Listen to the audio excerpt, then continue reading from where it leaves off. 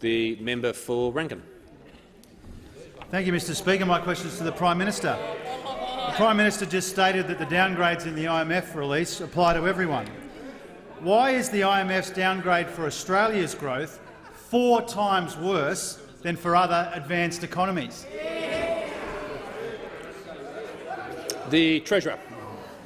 Mr Speaker, as you know— Could the Treasurer just pause for a second? The member for McEwen will withdraw that term.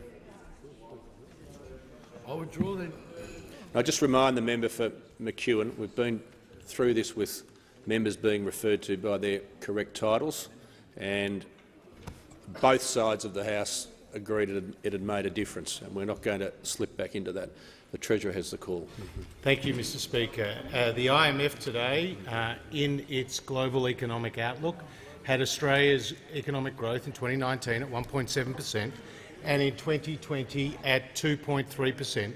And as the House knows, Australia is in its 29th consecutive year of economic growth, Mr Speaker. Mr Speaker, employment growth in Australia is at 2.5%. Do you know what it was when we came to government, when we inherited the fiscal mess from the Labor Party? 0.7%, Mr Speaker, less than a third of what we have inherited today. Mr Speaker, economic participation, the number of people who are in work is at a record high, at over 66%, Mr Speaker. The welfare dependency today is now at a 30-year low, Mr Speaker. We now have a balance. The Treasurer will resume his seat. The member for Rankin on a point of order. Thank you, Speaker. Relevance. The question was why was the IMF's downgrade for Australia 4 times worse than the other advanced economies?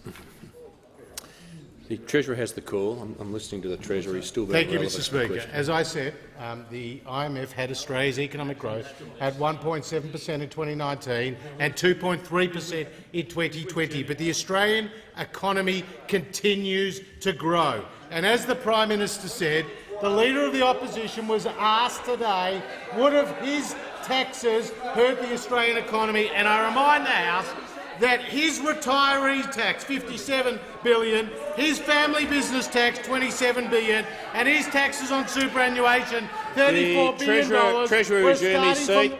Treasurer will resume his seat. This cannot, under the standing orders, be a point of order on relevance.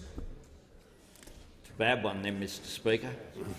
Bad standing order? Well, you introduced it. Oh, sorry. The Leader of the Opposition can resume his seat.